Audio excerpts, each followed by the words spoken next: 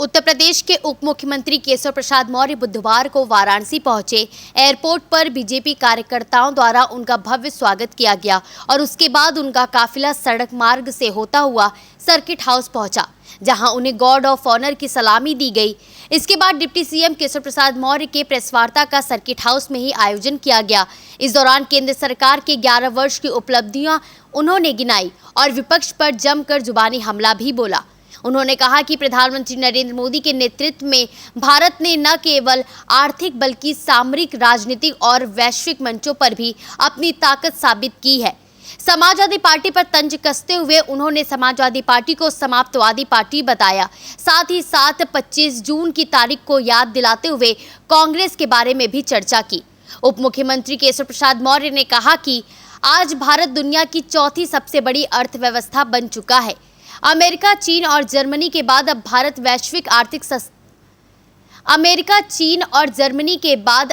वैश्विक आर्थिक शक्ति के रूप में उभरा है। यह हमारे प्रधानमंत्री की दूरदर्शिता और मजबूत नीतियों का परिणाम है। इसके साथ ही उप मुख्यमंत्री केशव प्रसाद मौर्य ने विपक्ष पर भी जमकर निशाना साधा।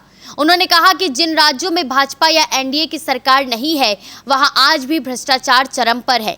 प्रधानमंत्री ने साफ कहा है कि ना खाऊंगा ना खाने दूंगा, और जो खा चुके हैं उनसे भी वसूली की जा रही है। वहीं 25 जून की तारीख की याद दिलाते हुए केशव प्रसाद मौर्य ने कहा कि यह वही दिन है जब 50 साल पहले कांग्रेस और उनके नेताओं ने देश में आपातकाल थोपकर लोकतंत्र की हत्या की थी, लेकिन आज भारत का लोकतंत्र और भी मजबूत होकर उभरा है। यह सब प्रधानमंत्री नरेंद्र मोदी की देन है। कांग्रेस आईसीयू में पड़ी है, वेंटिलेटर पर जाने वाली है।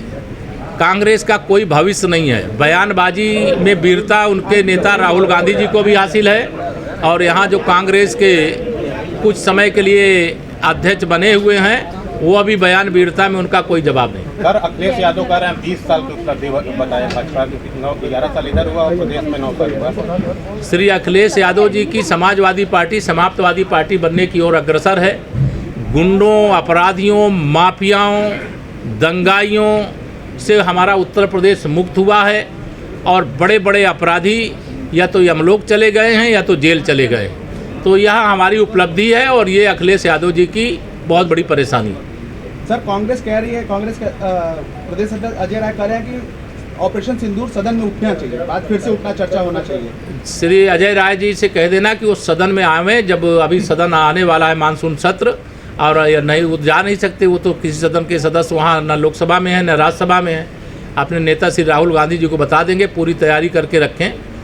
भारत सरकार पूरी तरह से हर सवाल का जवाब देने के लिए तैयार है, और पाकिस्तान के प्रवक्ता उनके नेता श्री राहुल गांधी जी, उनके अध्यक्ष श्री मल्लिकार्जुन खड़गे जी बने हुए हैं, और जो दिन भर पाकिस्तान चालीसा पढ़ते हैं, पाकिस्तान सरकार की तरह बयान देते हैं। पाकिस्तान का जो सेना अध्यक्ष मौलाना मुनीर है, उसकी भाषा बोलते हैं, वो भाषा बोलना बंद करें, और माननीय नरेंद्र मोदी जी के नेतृत्व में जो देश की प्रगति है, उसमें जो पाकिस्तान का और चीन का चश्मा लगा के देखते हैं, उसको उतार करके बाहर करें, और भारत का चश्मा लगाएं तो उनको सब दिखाई देगा।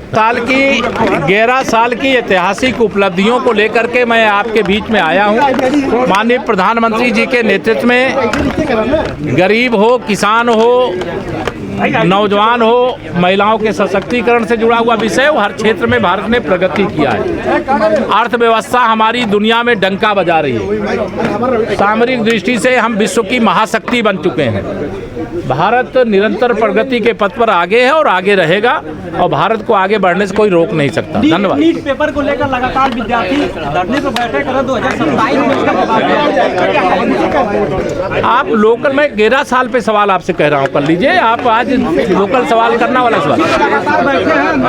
अखिलेश यादव कानून व्यवस्था को लेकर 11 साल की जो उपलब्धि गिनाई जा रही है, उसको लेकर के लगातार तंज कस रहे हैं। देखिए, श्री अखिलेश यादव जी, सबसे ज़्यादा उनकी परेशानी 11 साल की उपलब्धियों की नहीं है। अगर कैमरा के बाहर आप उनसे पूछेंगे तो वो भी कहेंगे कि 11 साल में देश 1100 साल आगे गया है, लेकिन जब कैमरा लगाएंगे तो वो कहेंगे 11 साल में कुछ नहीं हुआ है, क्योंकि उनके अपराधी, उनके गुंडे, उनके माफिया, उनके दंगाई, उनके खिलाफ इतनी कठोर कार्रवाई हुई है कि वह तिलमिलाए हुए हैं, बौखलाए हुए हैं, और समाजवादी पार्टी का सुपड़ा चूंकि 2027 में साफ होने वाला है, और समाजवादी पार्टी समाप्तवादी पार्टी बनने वाली है, और ये कांग्रेस पार्टी जो बीच बीच में उछल कूद करती है, वो स्वयं ICU में पड़ी हुई है, वो वेंटिलेटर पे जाने वाली है।